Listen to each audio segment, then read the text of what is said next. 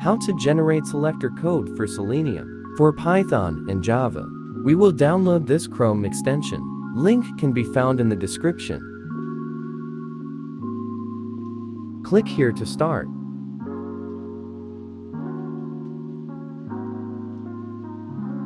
Select if you want Python or Java.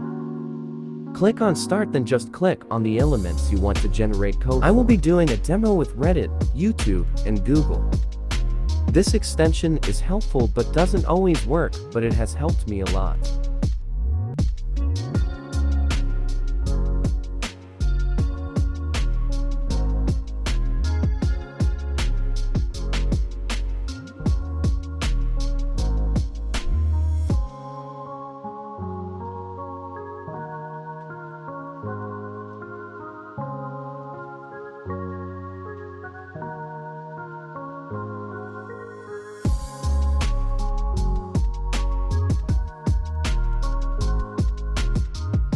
It's not just for selecting elements, but also for inputs and buttons.